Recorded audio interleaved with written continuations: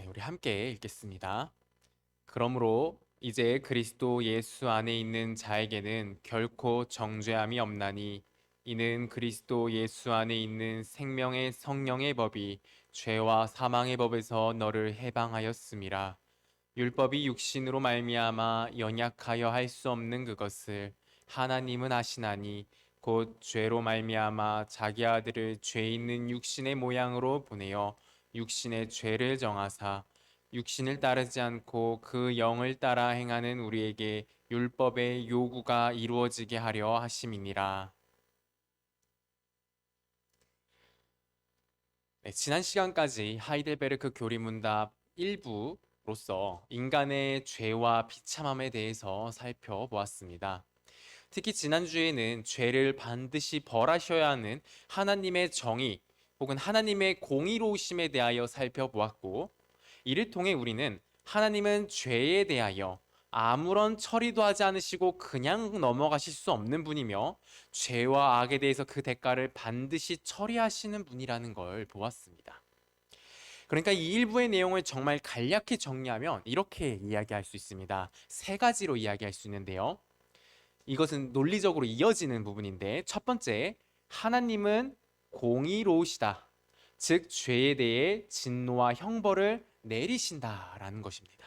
그리고 두 번째는 우리 인간이 그 죄인이다 라는 사실이고요. 세 번째가 그러므로 하나님은 우리 인간에게 진노와 형벌을 내리신다라는 것입니다. 다시 한번 말씀드리겠습니다. 하나님은 공의로우시기 때문에 죄에 대해 진노와 형벌을 내리시는 분입니다. 근데 우리 인간이 죄인입니다. 그렇기 때문에 하나님은 우리 인간에게 진노와 형벌을 내리셔야만 한다라는 것이 우리가 지금까지 살펴온 이 일부 교리문답 일부의 결론이자 핵심 내용이라고 할 수 있습니다. 하나님이 이 공의로우신 분이라는 점, 그런데 인간이 하나님께 수많은 죄와 악을 행하였다는 사실로 인해 모든 인류는 하나님 앞에 하나님의 철저한 형벌을 받아야만 하는 그러한 상황에 처해 있습니다. 이러한 사실은 너무도 자연스럽게 그러면 어떻게 구원을 받을 수 있는가라고 하는 이 구원에 대한 것, 우리 교리문답 2부죠. 이 2부 순서, 구원에 대한 이것으로 우리를 이끌어갑니다. 그 2부의 첫 번째 질문이자 2부 전체의 주제라고 할 수 있는 것을 질문하는 것이 이제 오늘 우리가 살펴볼 12문인데요. 우리 12문을 우리 함께 읽어보겠습니다. 하이델베르크 교리문답 12문입니다.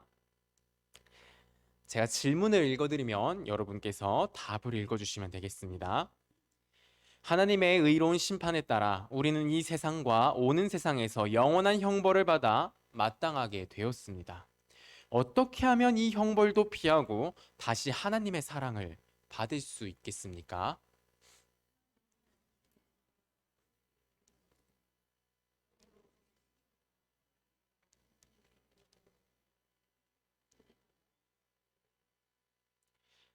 이 12문 질문의 요지가 무엇입니까?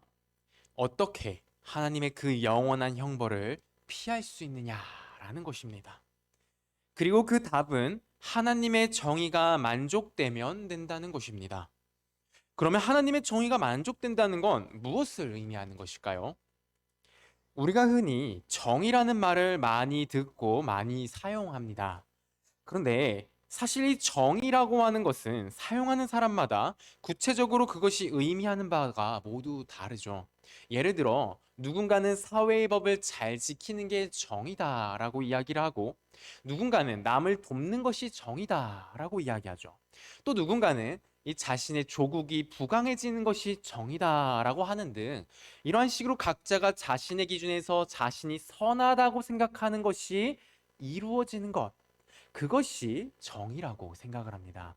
이처럼 사람들은 이 정의에 대한 다양한 정의들을 가지고 살아가는데요.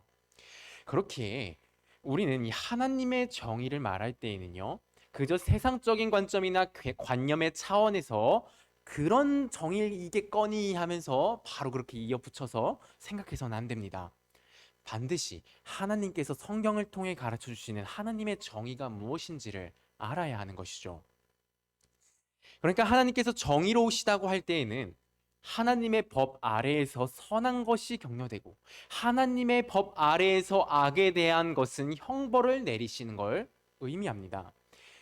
그렇다면 하나님은 무엇을 선하다고 여기시고 무엇을 악하다고 여기시는 걸까요? 마태복음 22장 37에서 38절 말씀인데요. 제가 읽어드리겠습니다. 여러분 다 아시는 말씀입니다.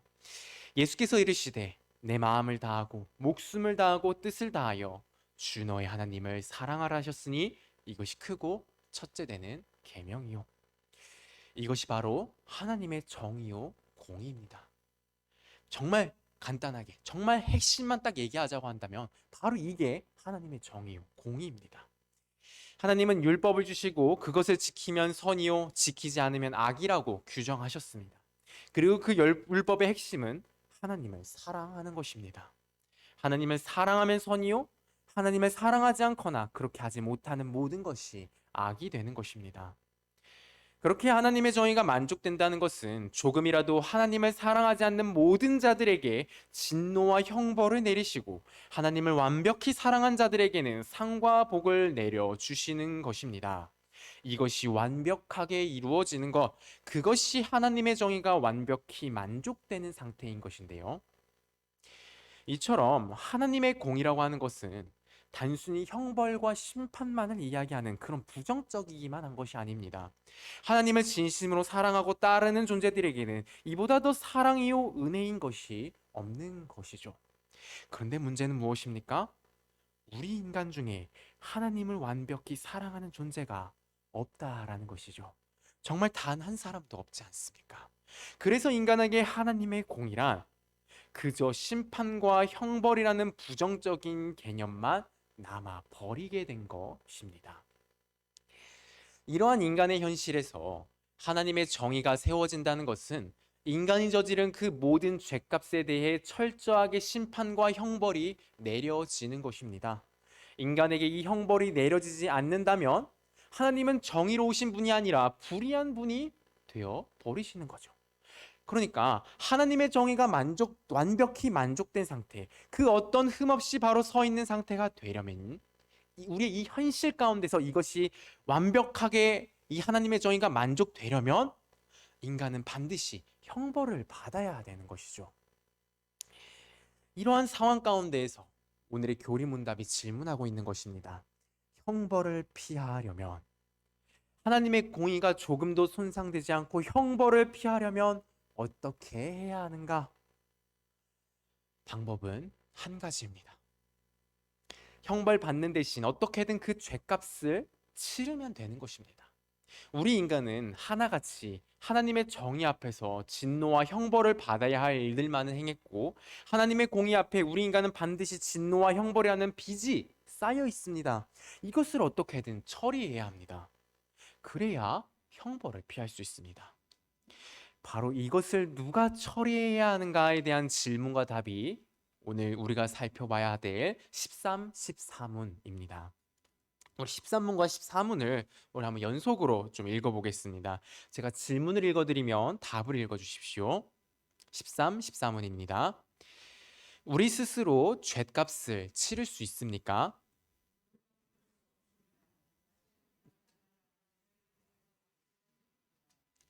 그러면 다른 피조물이 우리를 대신해서 죗값을 치를 수 있습니까?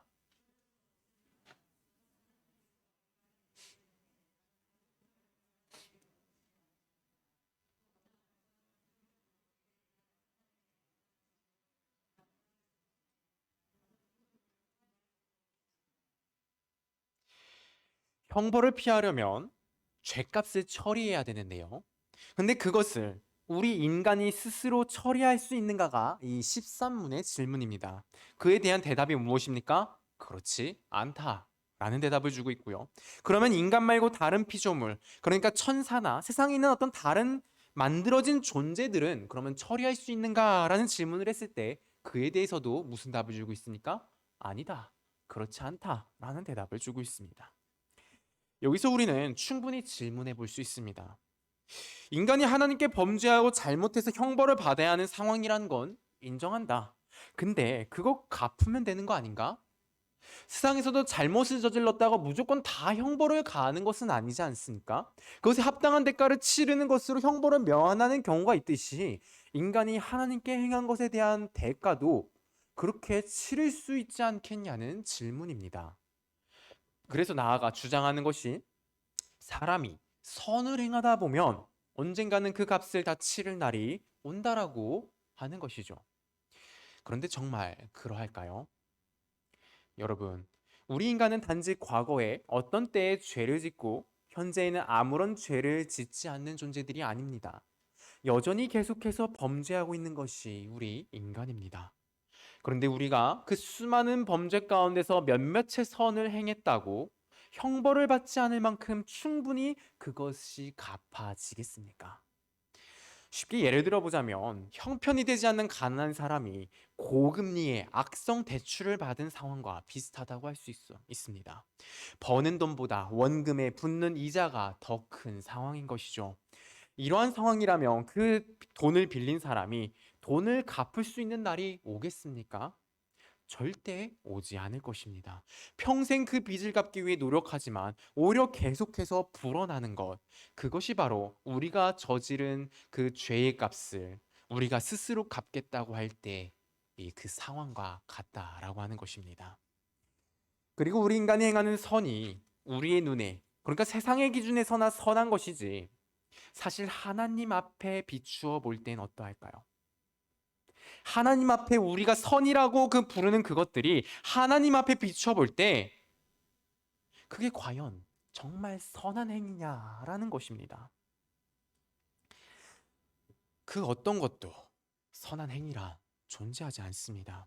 잘 돌아봅시다. 우리는 정말 하나님이 말씀하신 모든 율법을 완벽하게 늘 지키고 있습니까? 심지어 예수님께서는 하나님의 율법을 지킨다는 것은 마음에서부터 지켜야 하는 것이고 또 그 마음의 근원적 동기가 철저히 하나님을 사랑하는 것에서 시작하는 것이 아니라면 법을 어긴 악이요 죄라고 말씀하셨습니다. 솔직히 우리 돌아봅시다. 우리가 선을 행한다고 하는 그 순간에 그 행동들이 정말 완전히 순수하게 아무런 정욕도 아무런 사심 없이 철저히 하나님을 위해 행동한 것이었습니까? 정말 솔직하게 자신의 내면을 들여다보신 분이라면 자신은 선을 행했노라 당당하게 이야기할 수 있는 사람은 아무도 없을 것입니다.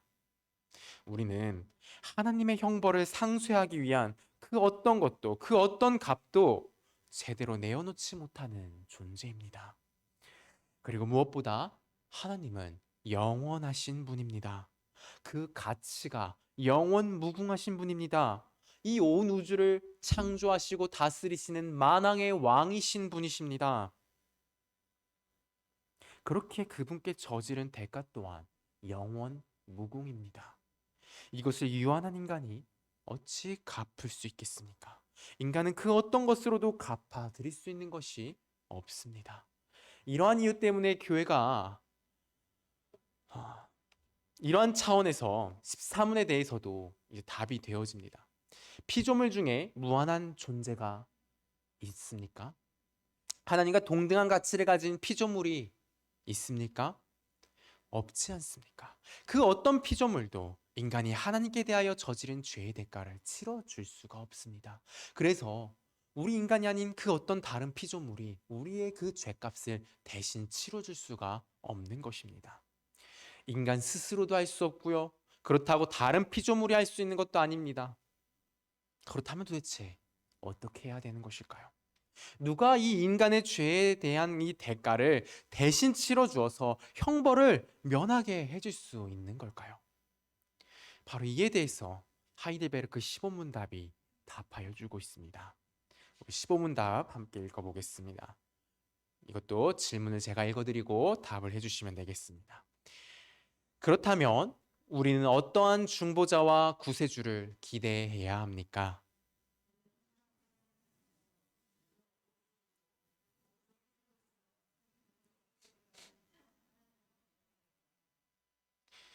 결국 누가 할 수 있다고 합니까? 맞습니다. 참 사람이자 참 하나님이신 분이 할 수 있다고 하십니다. 그게 누구십니까? 예, 예수 그리스도이십니다. 이 중보자이자 구세주이신 예수 그리스도께서 왜 참 사람이자 참 하나님이셔야 하는지는 다음 주에 상세하게 살펴볼 거고요. 결국 오늘 교리 문답은 우리에게 예수 그리스도께서 우리의 죄의 대가를 대신 치러 주실 수 있고, 그렇게 예수 그리스도만이 우리로 하나님의 형벌을 면하게 하시며 하나님의 사랑 가운데 다시 거하게 할 수 있다는 사실을 결론적으로 말해주고 있습니다. 쉽게 얘기하면 복음, 곧 예수님이 우리를 구원하여 주신다는 말입니다. 여러분, 예수님이 우리를 구원하여 주신다는 이 말이 어떻게 들리십니까? 다들 동의하시고 믿으시며 고백하시는 말일 것입니다. 그런데 혹시나 이 말이 그냥 그렇구나라고 하는 그런 생각이 들진 않으십니까? 늘 반복하여 듣는 옛날 이야기라는 그런 느낌이 들지는 않으십니까?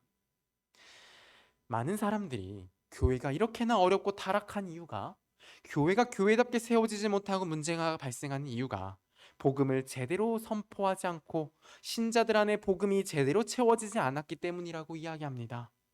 너무도 맞는 말입니다. 너무나도 근본적이고 핵심적인 그 원인을 짚은 그러한 진단이라 할 수 있습니다. 정말로 이러한 이유 때문에 교회가 바로 서지 못하고 덕스럽지 못한 여러 모습들 가운데 빠지게 되는 근본적인 이유입니다. 그런데요, 여러분, 교회에서 복음이 제대로 선포되지 않는 것이, 성도들 안에 복음이 제대로 자리 잡지 못하는 것이요, 대체로 그 교회가 특별히 복음을 미워하거나 특별히 복음에 대해서 대적하기 때문이 아닙니다. 솔직히 대부분의 교회가 복음을 받아들이고 있습니다. 긍정적으로 생각합니다. 인정하고 있습니다. 결코 그것이 나쁘다거나 잘못되었다거나 쓸모없다며 거부하지 않습니다. 문제는 오히려 복음을 너무 쉽게, 너무 성급하게 받아들여 버린다는 것에 있습니다. 많은 사람들이 복음을 너무 간단하고 쉬운 것으로 받아들입니다. 받아들인 것 그 자체는 너무도 귀하고 복된 것입니다. 그러나 문제는 그것이 너무 얄팍하고 너무 가볍다는 것입니다. 한번 받아들였으면 복음에 대해서 자신이 알아야 할 것, 해야 할 것이 더 이상 없다고 생각해 버리는 것입니다. 더 이상 자신이 그것을 들여다볼 필요가 없으며 그것은 어린아이들이나 처음 신앙을 시작하는 자들에게나 필요한 것이라고 생각합니다. 꽤나 많은 교회들이 바로 이러한 이유에서 교회 내에 복음이 선포되지 않고 복음이 희미해지며 복음의 감격과 능력이 사라지는 일들이 벌어집니다. 구원이란, 복음이란 한 번 받아들였으면 한쪽으로 치워버려도 되는 그런 값싸고 얄팍한 것이 아닙니다. 헤아릴 수 없는 깊이와 충만이, 하나님의 신비가, 하나님의 형언할 수 없는 사랑과 능력이 살아 숨쉬고 있는 하나님의 지혜요, 하나님의 능력입니다. 그러한 하나님의 지혜를, 하나님의 능력을 한 번 보는 것만으로, 한 번 맞다고 이게 사실이라고 인정하는 것 한 번으로 그 모든 것을 파악하고 거기서 흘러나오는 모든 유익을 다 찾아 누렸다고 할 수 없습니다. 결코 그럴 수 있는 인간은 없습니다. 그러한 인간은 존재하지 않습니다. 오늘 우리가 살펴본 문답을 통해서만도 하나님의 구원은 단순히 그저 쉽게, 그냥 간단하게 우리 인간을 구원하였다고 말하지 않습니다. 무엇을 계속해서 이야기하고 있습니까?